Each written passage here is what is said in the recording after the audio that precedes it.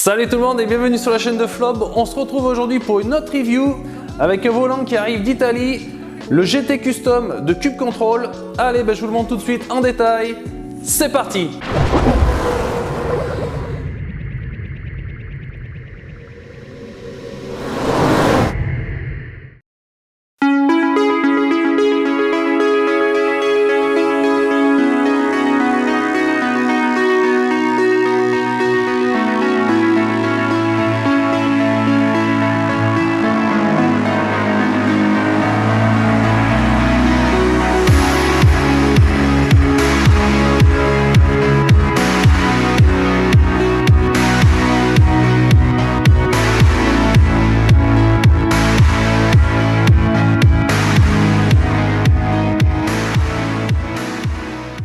Donc le volant Custom GT de Cube Control est livré avec un câble USB donc spirale, donc on y reviendra un peu plus en détail après. Il est également livré avec deux planches à autocollants donc pour choisir le design sur la roue et également des autocollants donc pour le choix des autocollants autour des encodeurs. Il est livré également avec une petite carte donc de publicité de Cube Control avec leur lien Facebook, Instagram, leur mail et le site internet. Et j'ai également dans le colis donc une autre paire de palettes en carbone. Voici le volant Custom GT de Cube Control. Le volant mesure 32 cm et il pèse 1900 grammes avec le QR Rapfix. Je commence par la face avant. Il y a une plaque carbone de 3 mm d'épaisseur. Une plaque sur le volant en carbone de 2 mm d'épaisseur avec le logo Flob gravé et peint à la main et deux interrupteurs à bascule 2 voies avec des capsules rouges. Sur le volant, il y a plusieurs boutons de quartz en résine. Le choix de la couleur de ces quartz est possible. Donc là, j'ai pris la couleur noire. Sur le haut, deux boutons poussoirs rétro-éclairés TE Connectivity.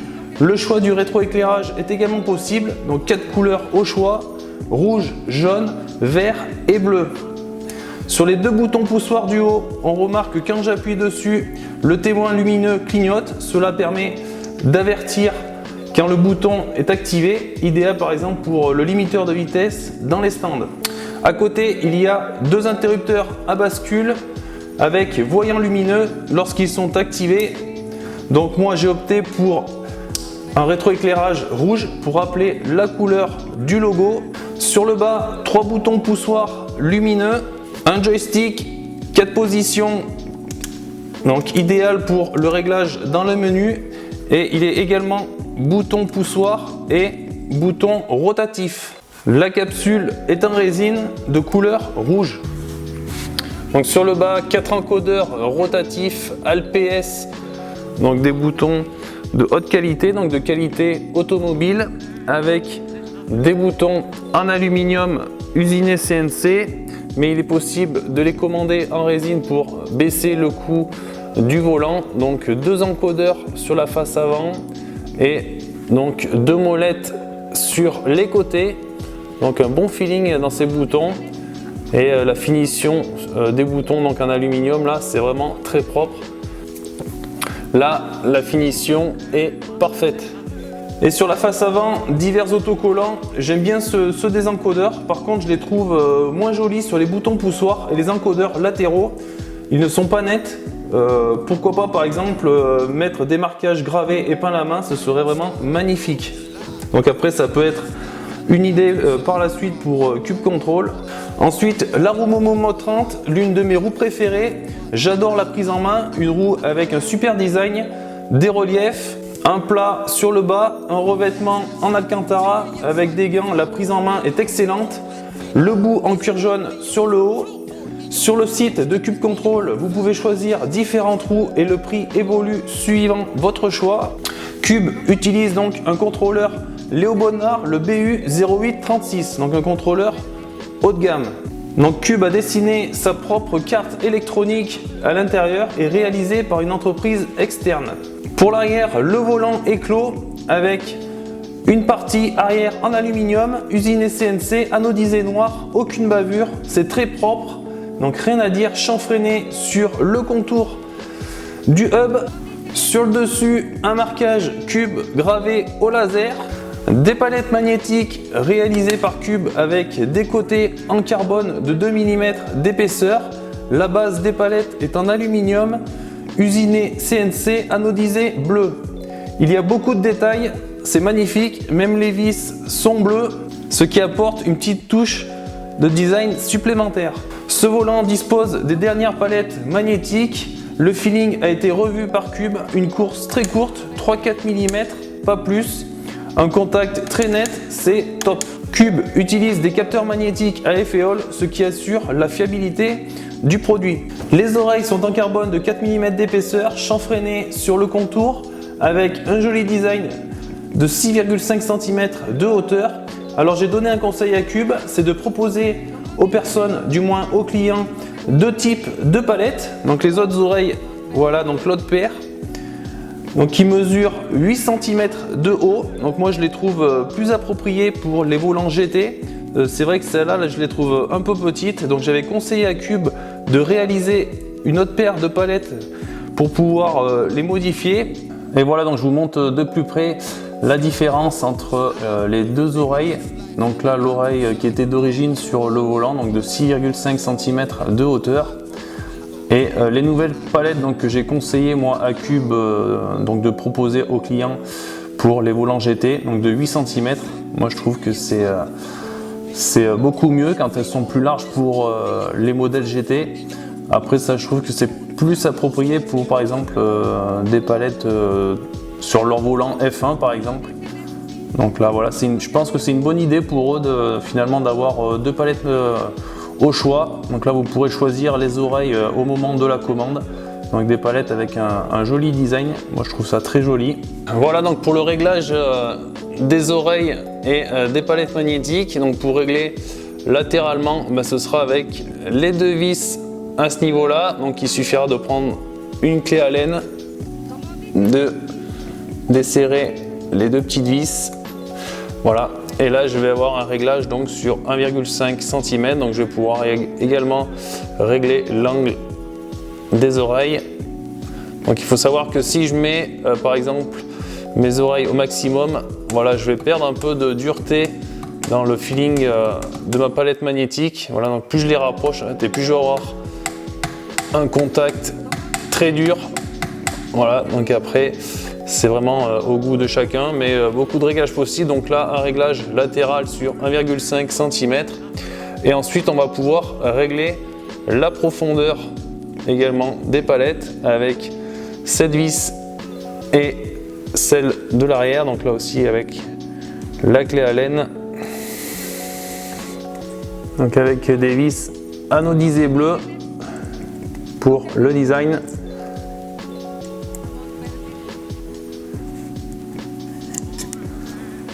Voilà, donc là j'ai maintenant un réglage possible de la profondeur d'environ 2 cm, donc c'est énorme. Voilà, donc des palettes réglables dans tous les sens. Donc là, un bon point positif pour Cube Control. Et le petit détail, le marquage Cube gravé au laser sur la base des palettes. Il y a un hub en aluminium usiné CNC, anodisé bleu, avec un joli design. Donc en 3 x 50,8 mm. Je trouve peut-être un peu dommage un hub en 50 mm pour un volant GT. Le 70 mm m'aurait semblé plus approprié. Maintenant moi j'ai installé donc le cuir Rapfix sur le volant, un cuir fabriqué au Japon d'une très bonne qualité.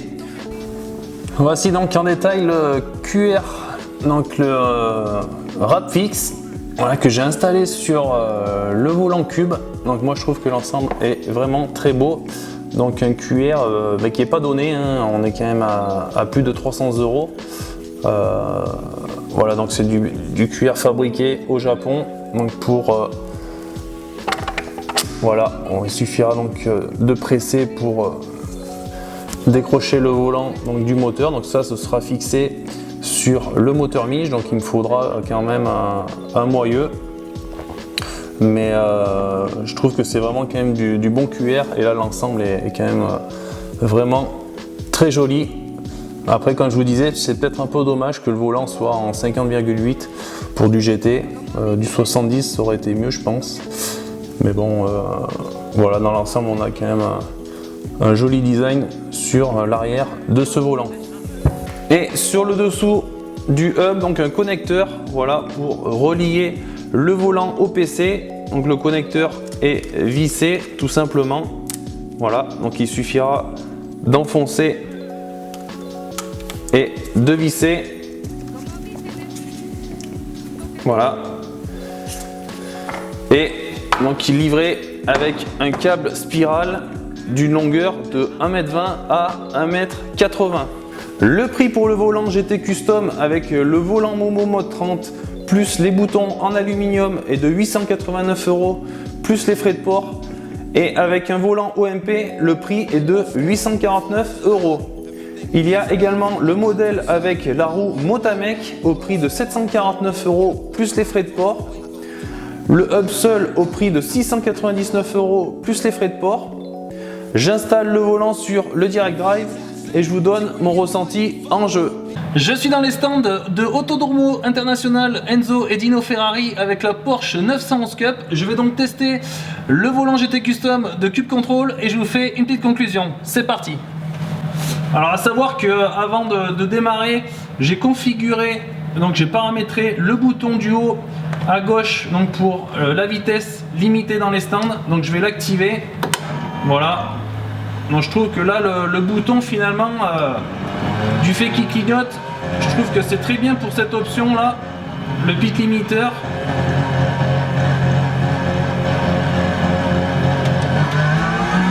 Voilà, une fois sorti des stands, on le désactive. Allez, c'est parti donc pour quelques tours sur le circuit de Imola. Donc avec le volant de Cube Control, donc le deuxième test que je fais des volants de Cube. Mon premier test, vous le retrouverez sur ma chaîne YouTube, c'était le volant F1. Un très beau volant également. Je vous invite à aller jeter un oeil. Donc la review est disponible sur ma chaîne.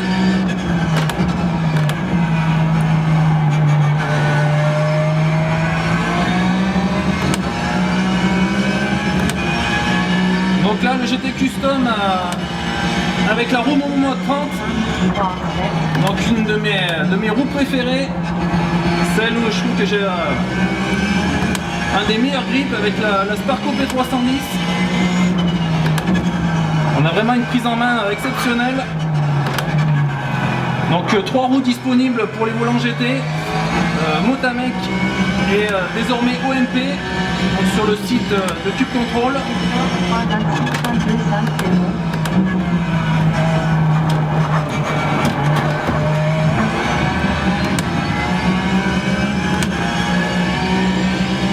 Donc là sur la roue, Momo, très bonne prise en main.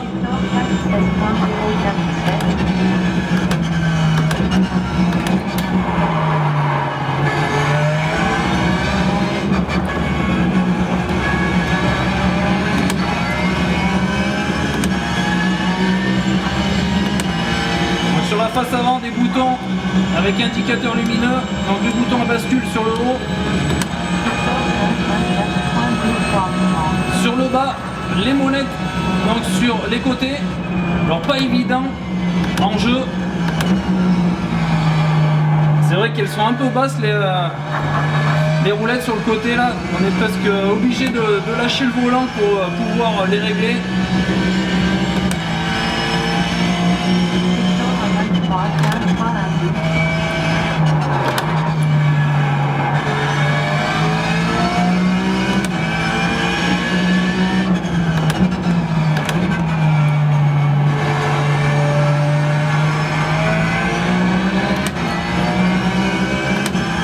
Sur la face avant là, le logo Flob, très bien réalisé, c'est très net, aucune bavure, du très bon boulot là de Cube.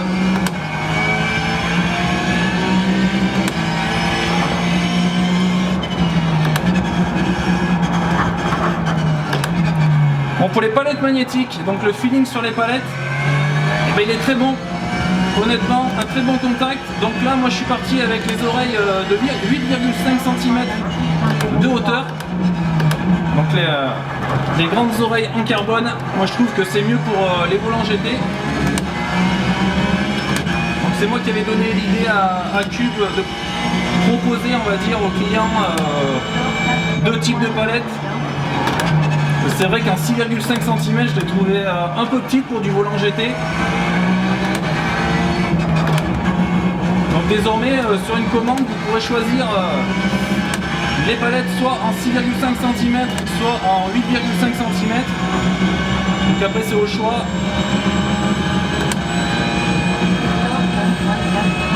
Mais là on a un très bon feeling sur les palettes, du fait qu'elles soient en plus chanfreinées sur l'extérieur. Là avec les gants c'est parfait.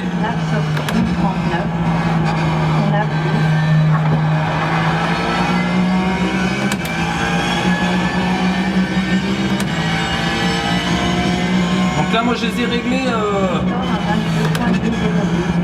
au milieu. Donc là j'ai un très bon ressenti dans les palettes. Hein. Un contact assez dur. Par contre c'est très net. Là de ce côté là il n'y a rien à dire. On a même pour moi un meilleur feeling que sur les palettes Asher. Le contact est vraiment très bon.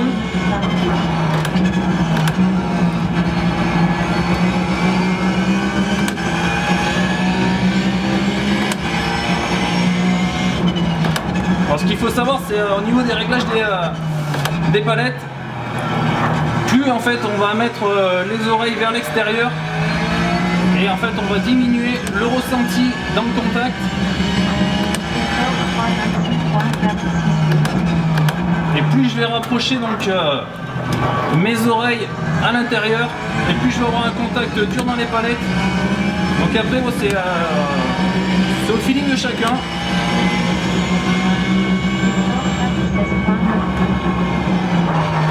Moi je les ai réglés au milieu là et honnêtement il y a un très bon rendu.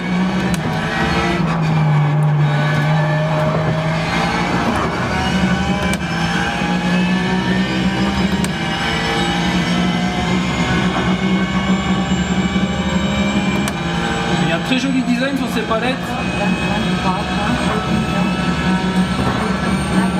C'est vraiment du très bon boulot là. Donc on peut également les régler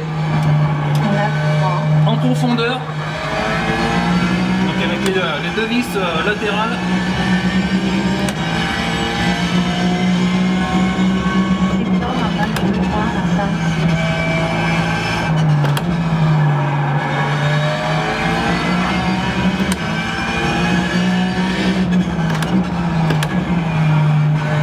Allez, je vais finir le tour là et je vous fais une petite conclusion. Donc sur le haut, deux boutons avec indicateur lumineux clignotant, donc quand on les active.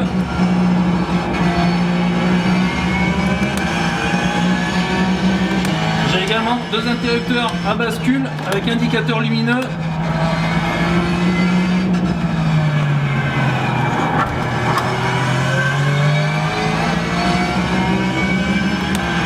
Donc sur le bas, 4 encodeurs rotatifs.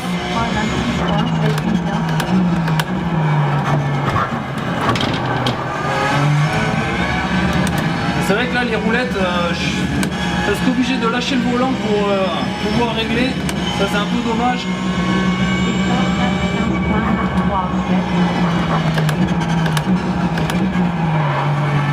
Donc après ce qui est de l'entreprise Cube Control, bah, très bien. Très professionnel, il n'y a rien à dire. Très à l'écoute. Que ce soit pour le logo, etc. Ils m'ont bien aidé, donc merci Cube.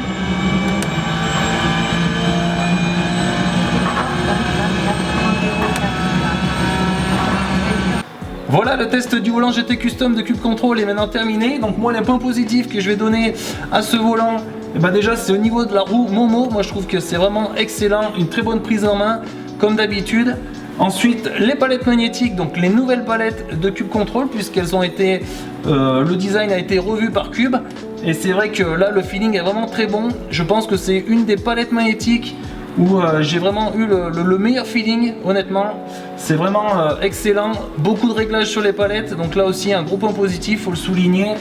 La face avant très belle, rien à dire, avec des boutons lumineux, donc là aussi vous pourrez choisir le rétroéclairage. Et les points négatifs que je vais donner à ce volant, donc c'est au niveau des molettes, donc des deux encodeurs latéraux. Je trouve qu'en jeu c'est pas le plus simple pour pouvoir ajuster ces réglages. C'est vrai qu'on est obligé de limite de lâcher le volant d'un côté pour faire tourner la molette. Donc ça je trouve ça un peu dommage. Ensuite peut-être les autocollants, quelques autocollants qui auraient mérité une meilleure finition. Et peut-être un cuir en 70 mm, ça aurait été peut-être plus approprié pour du volant GT. Mais bon, là avec un quick release que j'ai mis Rapfix en 50,8, c'est parfait. Le design est vraiment excellent. Voilà, je vous mettrai donc le lien dans le descriptif de la vidéo si vous êtes intéressé par le volant GT Custom de Cube Control. Je vais encore remercier moi Cube Control pour la confiance qu'ils m'ont donnée pour réaliser cette review. N'hésitez pas à liker ma page Facebook, abonnez-vous à ma chaîne YouTube et moi bien sûr je vous donne rendez-vous pour une prochaine review. Salut!